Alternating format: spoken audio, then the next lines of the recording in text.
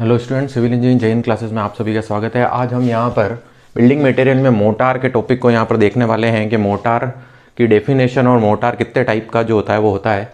तो सबसे पहले डेफिनेशन की अगर अपन बात करें तो it consist of a binding material and fine aggregate. Motor जो होगा वो बाइंडिंग मटेरियल से और फाइन एग्रीगेट से मिलकर जो होता है वो बना होता है।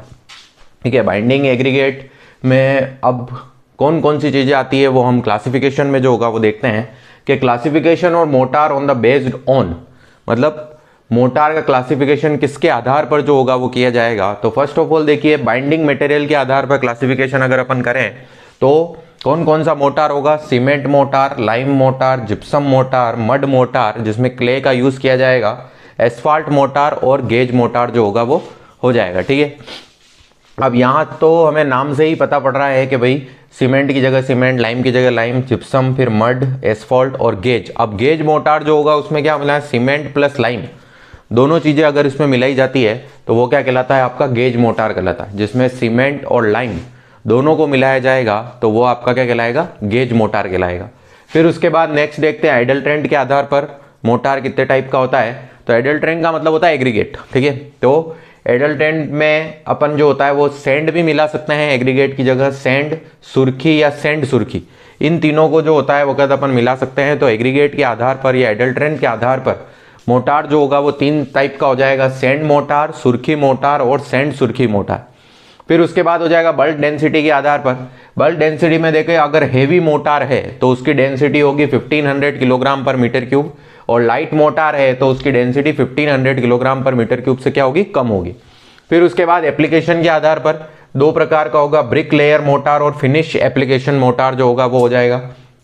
फिर स्पेशल टाइप मोटार में आता है fire resistant motor, light weight motor, packaging motor, sound proof motor और एक्सरे मोटार। तो इस तरह से ये जो होता है वो क्या हो गया, मोटार का क्लासिफिकेशन जो हो गया वो हो गया कि अपन किस बेस पर जो होता है मोटार को क्लासिफाइड करते हैं।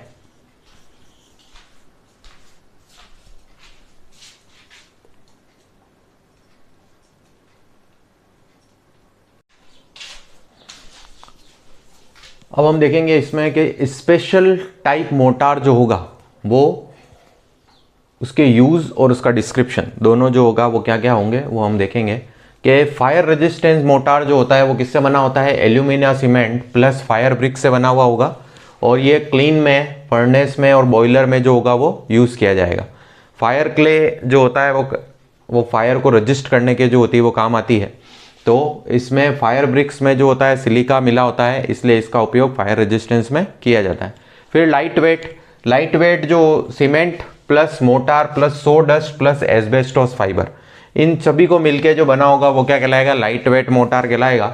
और इसका उपयोग जो होगा साउंड प्रूफ और हीट प्रूफ बनाने में जो होगा वो किया जाएगा।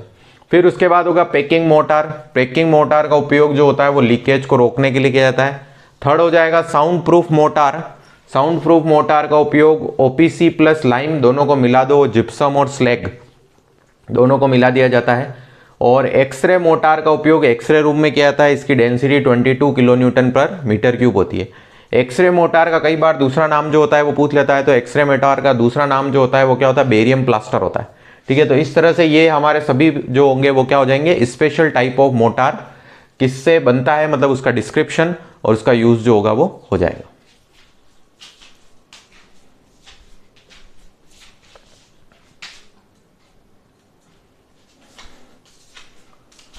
नेक्स्ट हम सिलेक्शन ऑफ मोटार की बात करें कि कौन से वर्क के लिए कितना रेशियो मोटार जो होगा वो यूज़ में लिया जाएगा।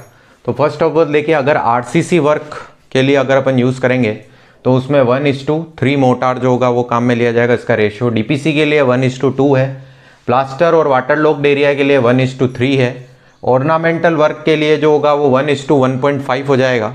फिर पार्टीशन और पैरापेट के लिए 1:3 हो जाएगा, और पॉइंटिंग के लिए भी जो होगा वो क्या हो जाएगा, 1:3 जो होगा वो हो जाएगा। तो इस तरह से डिफरेंट वर्क के लिए डिफरेंट रेशियो जो होगा वो होगा।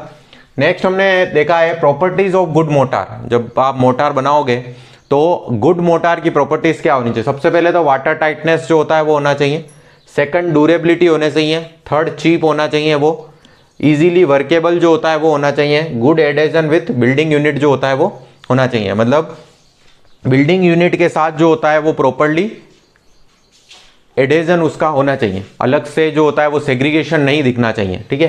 तो ये हमारे पास एक तरफ हो गया आपका selection of motor for different type of work, और एक तरफ हमारे पास जो हो गया वो क्या था, प्रॉपर्टीज ऑफ गुड मोटार जो होगा वो हो गया। Thank you.